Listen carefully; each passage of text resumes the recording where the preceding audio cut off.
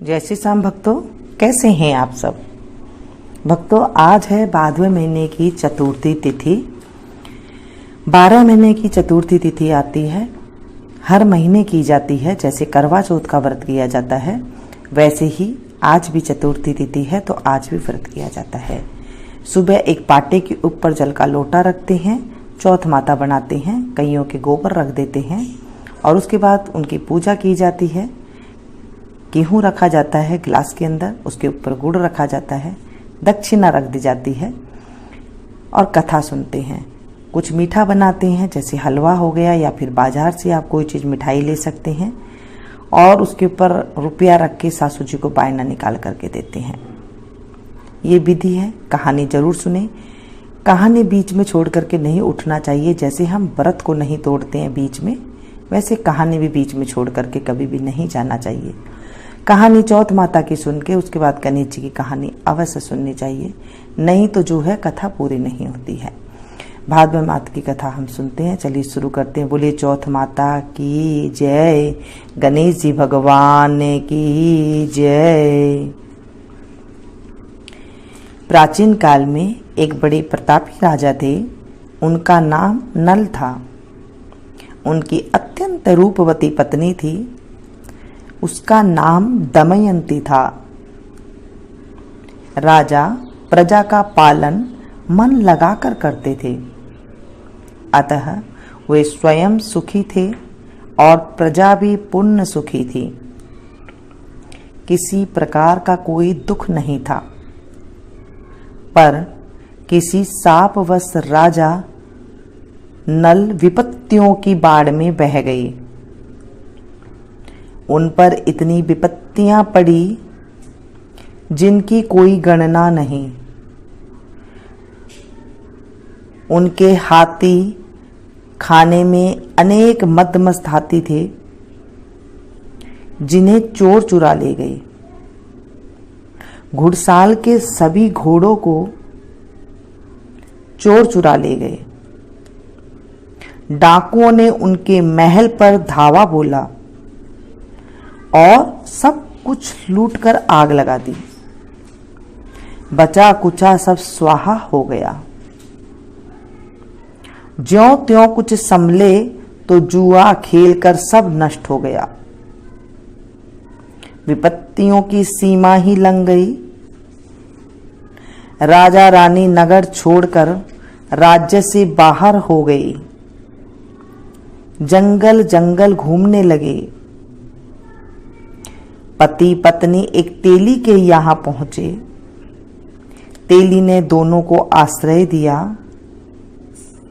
उसे ज्ञात नहीं था कि ये नल और दमयंती है।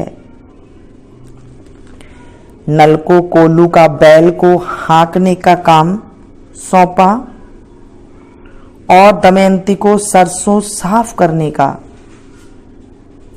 राजा रानी ने ये काम कभी किए नहीं थे, अतः उन्हें थकान हो जाती और तेली तेलिन के कड़वे बोलों का शिकार होना पड़ता। राजा अपनी अनेक जान पहचानों की जगहों पर भी गया, पर साप के कारण हर स्थान पर उनका अपमान हुआ। जंगल घूमते घूमते राजा रानी से बिछुड़ गया और जहां तहां भटकने लगा। दमयंती जंगल में अकेली रह गई। बेचारी असहाय महिला क्या करे और क्या ना करे। अन्य मुसीबतें झेल भी ले, पर पति वियोग में अग्नि से कैसे बचे। एक दिन रानी की भेंट अचानक ही सरभंग ऋषि से हो गई। ऋषि द्वारा पूछने पर दमयंती ने अपनी विपत्ति कथा कह सुनाई। सरभंग जी ने दमयंती से कहा, पुत्री तुम गणेश जी की पूजा अर्चना करो और गणेश चौथ का व्रत करो। रानी तो साधनहीन थी, ज्यों त्यों करके उसने गणेश व्रत किया। उस व्रत के प्रभाव से रानी को उसका पति मिल गया और पति को खोया हुआ राज्य मिल गया। राजा रानी गणेश जी के भक्त हो गए। बोलिए गणेश चौथ की जय, चौथ माता की जय। हे चौथ माता, आज मैंने आपकी इस कथा को सुना है। इस कथा में कोई भी गलती हो गई हो तो आप हमें माफ करना और ये कथा की हमें पुण्य फल प्राप्त करना। इसके बाद गणेश जी की कहानी सुनते हैं। बोलिए गणेश जी महाराज की जय। एक छोटा सा लड़का था। वह घर से लड़कर के निकल गया और बोला कि मेरे को गणेश जी नहीं दिखाए, जब तक मैं गणेश जी नहीं मिलेंगे मैं घर नहीं आऊँगा। और वह जंगल में चला गया।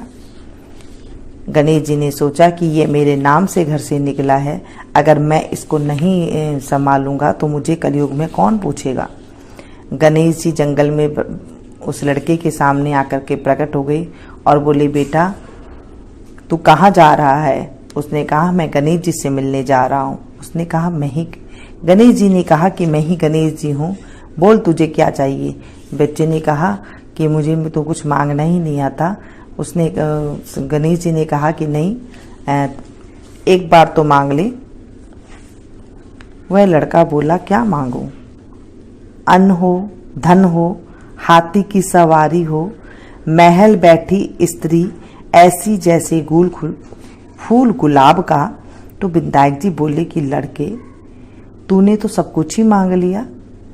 तू तो कहता था कि मुझे मांगना ही नहीं आता, पर जा, तेरे सब कुछ ऐसे ही हो जाएगा।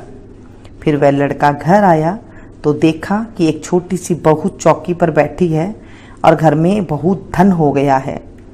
तब वह लड़का अपनी माँ से बोला कि देख माँ, कितना धन लाया हूँ, विधायक जी से मांग कर लाया हूँ।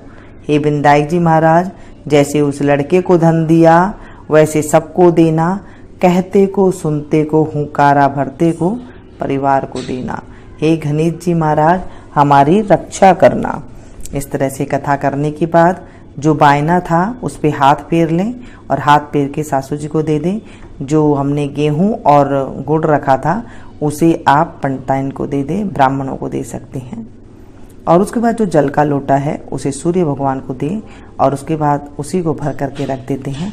और शाम को जब चंद्रदेव उदय होते हैं उन्हें वो लोटे से ही उन्हें अर्घ दिया जाता है। इस तरह से कथा की जाती है। चौथ की व्रत कथा सुनने से और सुनाने से, हुंकारा भरने से पूरी फल की प्राप्ति होती है। आप इसे सुने और इसे ज़्यादा से ज़्यादा शेयर करें, क्योंकि जब आप इसे सुनाएंगे तो आपको भी जो है काफ़ी फल मिलेगा। और जो हुंकारा भी भर दे इस कथा को सुनने पर तो उन्हें बहुत अमोघ फल की प्राप्ति होती है। जय बोले चौथ माता की जय, गणेश जी भगवान की जय। दोस्तों पसंद आए तो प्लीज़ एक लाइक जरूर दें।